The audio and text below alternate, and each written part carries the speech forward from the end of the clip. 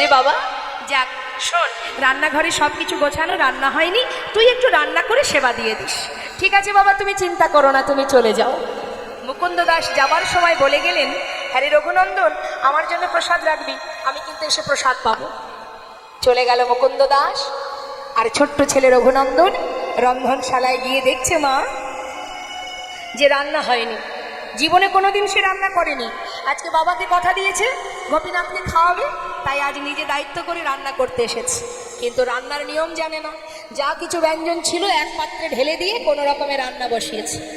কোনো রকম সিদ্ধ হয়েছে, এক পাত্রে ঢেলে নিয়ে থালাটি হাতে করে নিয়ে গুটি গুটি পায়ে মন্দিরে ঢুকেছে। হৃদয় গৌর হরি। আবার মুখে বলছে, আজ কিন্তু বাবা ঘরে নেই, তোমার জন্য আমি রান্না করেছি, জানি না কেমন হয়েছে, যেমনই হোক আজকে একটু কষ্ট করে খেয়ে নেবে, কেমন? একা একা বকছে।